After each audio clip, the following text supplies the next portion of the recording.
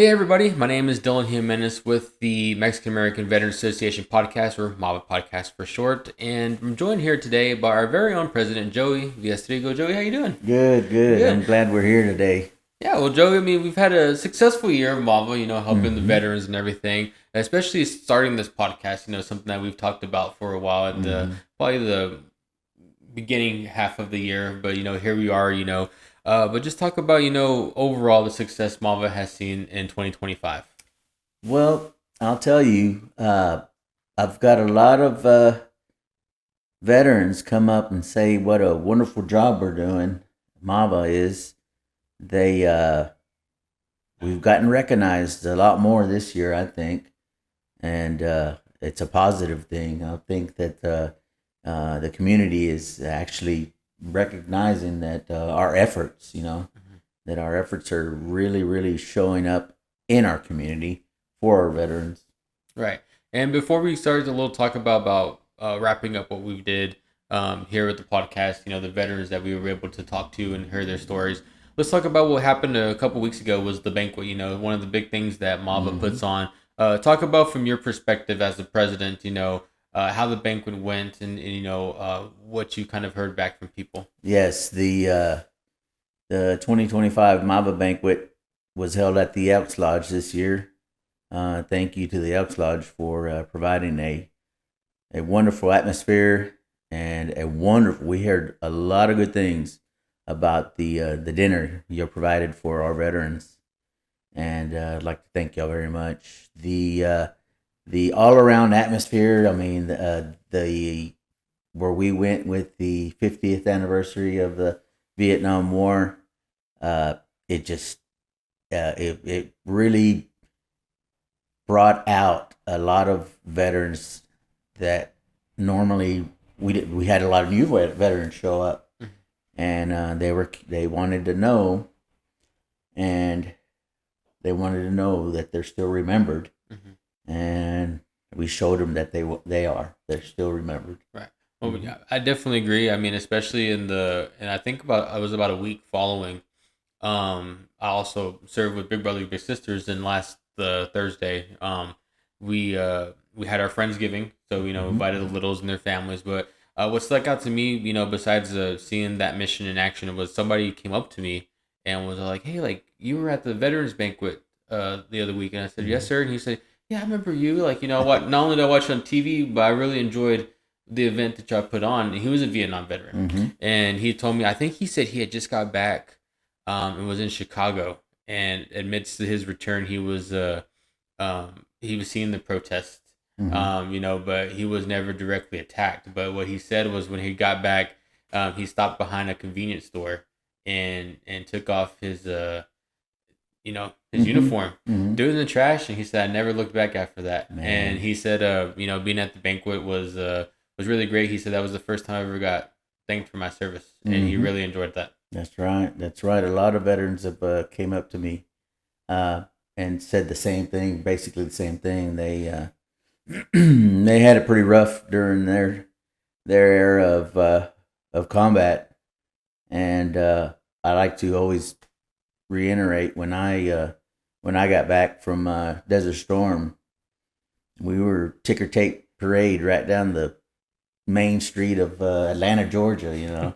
And it was awesome.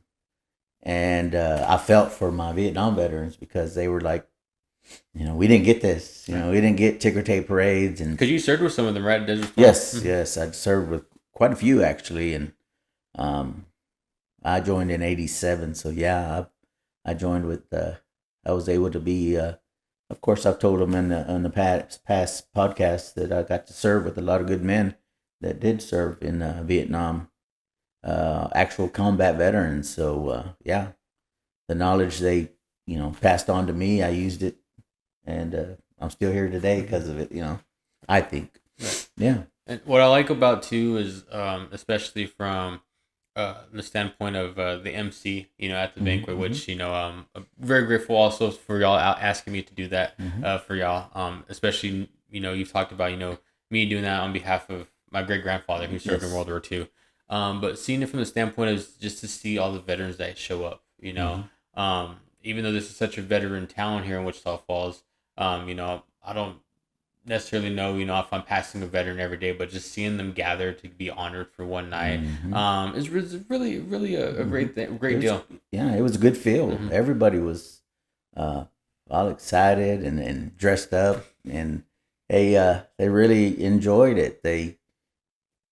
Lechuga had a presentation that was just beyond awesome. It was amazing that he came up with that pretty quick. I won't say quick, but putting it in a timely manner. Correct. To go over the history too, like we said, this year was 50 years, since the fall of Saigon and everything, and so for him, especially that we've talked to him on this podcast, to hear about the fall, Operation New Life and Baby Lift, not just go that, but from the beginning of how Vietnam started. Yes, hearing it from an actual veteran that was boots on the ground, it was awesome. It was awesome, and I could tell he was. I could hear a little rasp in his voice when it got to him every now and then, and it was pretty heartfelt, and yeah. Right.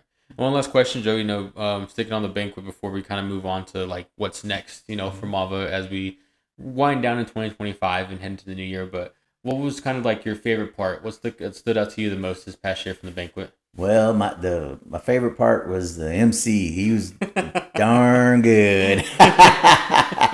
He really stole the show.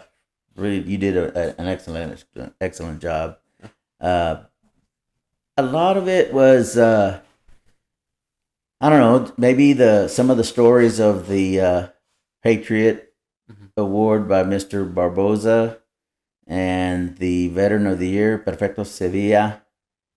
They just to see them literally feel honored and appreciated, and that was one of the greatest feelings that I was feeling through the night. That it just capped off an awesome evening.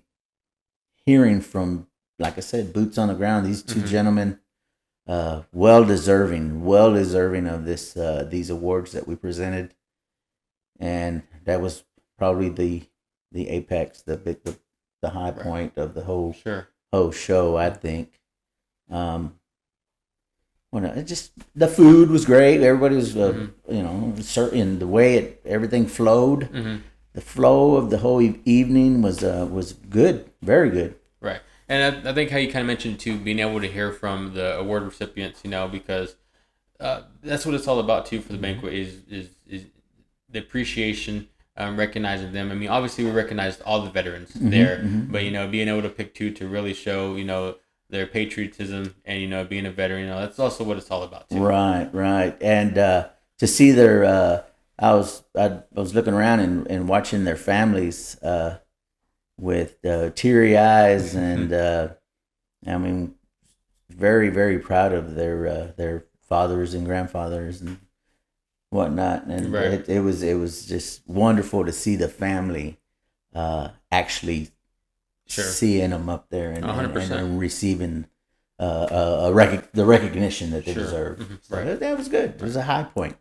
And let's talk about moving back to what we started here, Jovi. Something new from MAVA. Was the podcast, and a lot of people can go back and watch episode 1 and why we're doing this, which is capturing those stories, because once they're gone, they're gone if you don't have some type of record of it too.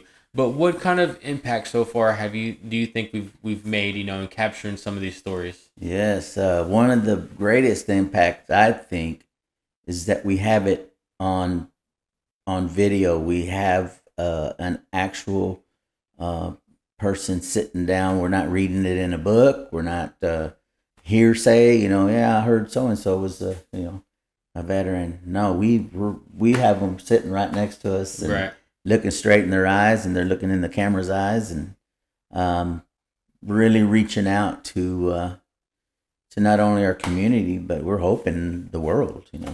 Right. Yeah, and a lot of outreach too. I mean, we've talked to a lot of people. We've talked to, which was one of our recipients that you mentioned. We talked to Mr. Sevilla, our keynote speaker this past year at the banquet, Mr. Lechuga. Has been on here. We talked with Mike Badalino. Mm-hmm. We talked with Daniel Aguirre. A lot of people have come on to tell stories, that matter the most because, like you said, having the boots on the ground and hearing it firsthand, is way more different than the hearsay. Right, right. Yes. Uh, excellent gentlemen. Excellent interviews. Uh, some of them really went deep. Some of them really went into Mm-hmm. their, the depths. Every veteran, every combat veteran has a place way down in there that we put these things, and for them to come out and really uh, reach in there and pull it out and Right. vocalize it. And being vulnerable. Right, right. Even tearing up, So, yeah, it's one of those experiences that you do tend to put it way down in the backs and the crevices of places that you don't want them to come out. Right. But the podcast and being comfortable. Knowing talking to a veteran or Scoop talking to Scoop at the time, it brings it out. They feel comfortable, and that's what we want. We want them to feel comfortable. Hey, if you don't want to talk about certain things, don't talk about it. Right, exactly. Mm-hmm. Oh yeah.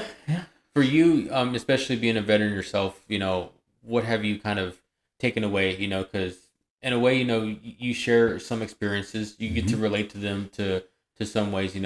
What has that meant to you? Yeah, it takes me back. We remember all the good times, the goofy times. We're just kids. And probably I was 18 when I signed.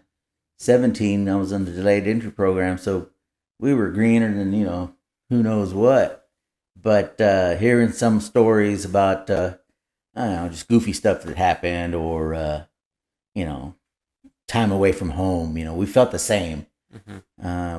Being scared out of our wits.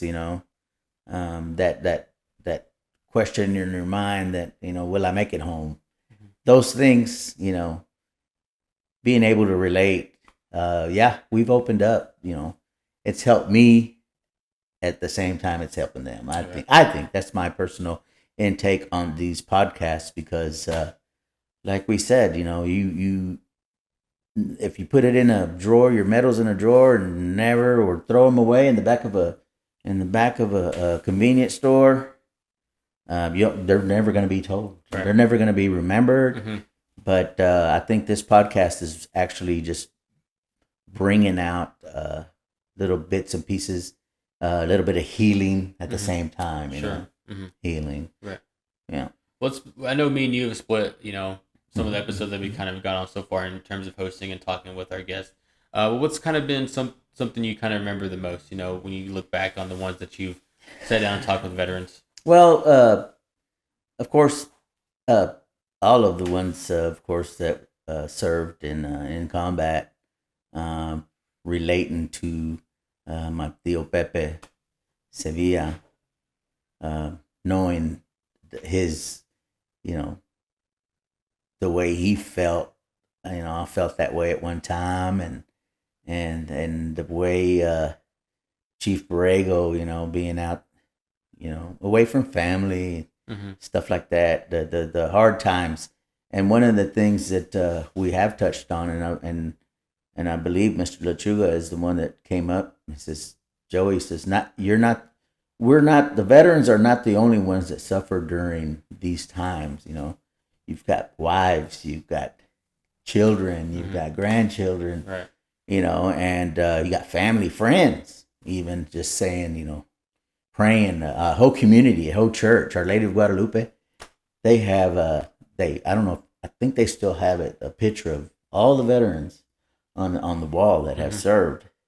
And, to have a whole congregation praying for you, really helps. It feels good. And then when I came home and looked over there and I saw myself, I said, man, I was taken care of. I said, it didn't matter what happened to me.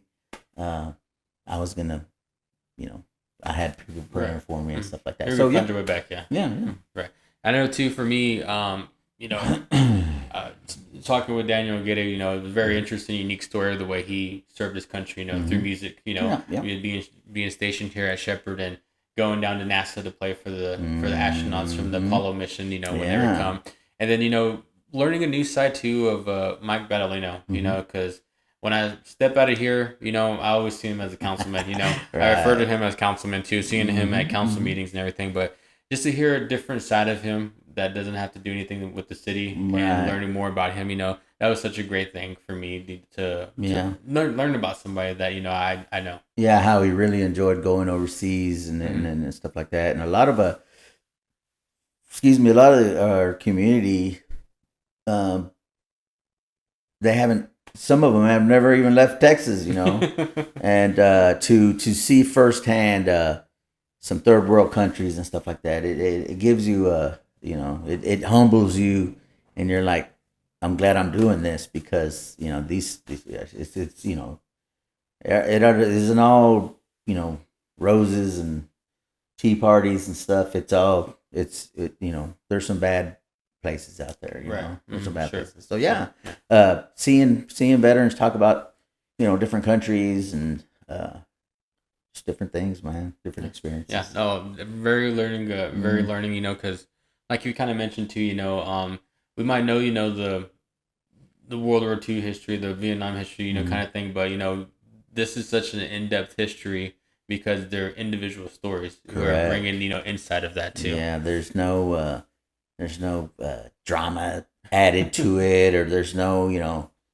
Forrest Gump put to it, cameras and this is raw. This is raw material that that you can't make up. Right, exactly. You can't make this stuff up.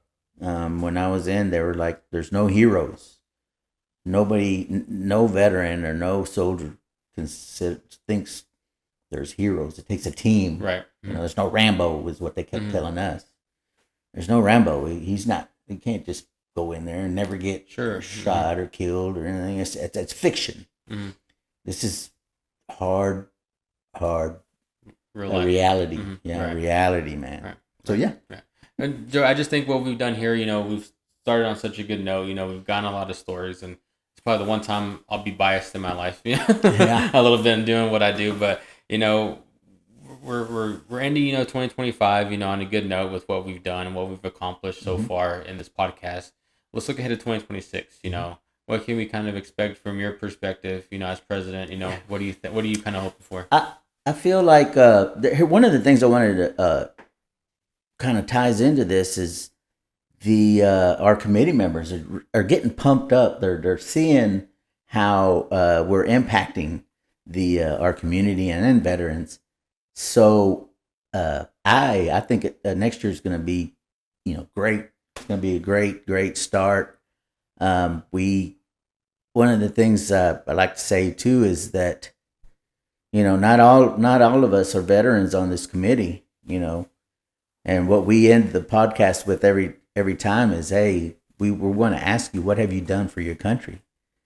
And the answer is, well, let me think about it. If you have to think about it, well, then you probably haven't done much. You should do a little more. Maybe you should do something. Volunteer for MAVA or help a veteran.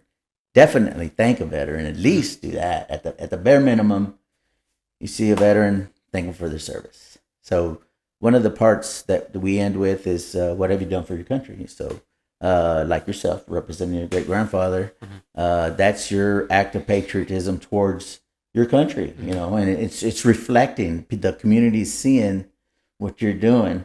And I believe that our committee is very, very fortunate to have people like yourself and Cosme representing his dad, Jamie Garza representing her fathers and grandfathers and uncles.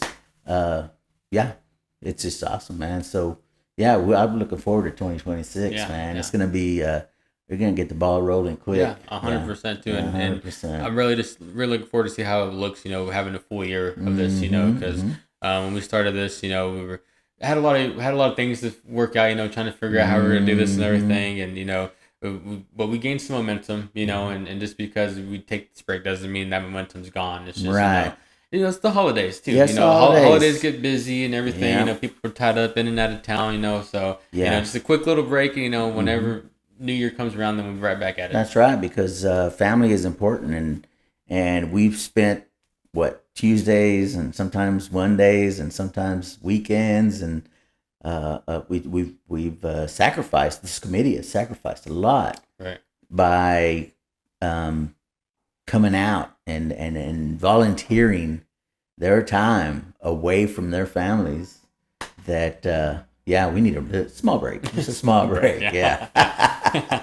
Yeah. Well, I mean, there it is, Joe. I know we got some guests we're kind of thinking about too to bring in, and so like I said, once that New Year comes, we'll start lining things out. And correct. We'll get there, so. Yeah, I've had people. When can I be on? When can I be on? I want to get on there and tell my story. They want to come out, and I said, y'all come out to Studio 1A. Rockefeller Center. Yeah, right here. But Cosme, come here and say hi to everybody, please. We want to show y'all Cosme. He's behind the scene, Cosme Solis. Hey guys, how are y'all? We really I'm gonna have to crouch down because I know I set the No, camera up it's here, okay. so Oh, I know okay. I know that you're shooting right above my head. Yeah. Yeah. Okay. At this time you've been called. Yeah. At this in this shot you've been called. Yeah. The audio maestro. Yeah. But Cosme is the man behind the scenes, and Dylan's back there as well when I'm up front. And Cosme is, I believe he's a true patriot for all the hours that he's put in. Right now he's away from his family that are very busy. We all are. So I'd like to thank Cosme as well for his service to his country. Appreciate it, Joe. Thank you. Dylan, thank you as well. Yeah. Thank you for including me in this last podcast of the year. For sure. For sure. But I do want to say a little something before we wrap up. Yeah. I know we only have a few minutes left. But like Joey said, we got some great people coming up this next year. But if you know a veteran, or if you are a veteran, I mean, this platform is for you. Guys, reach out to us on our Facebook page or on our Instagram page.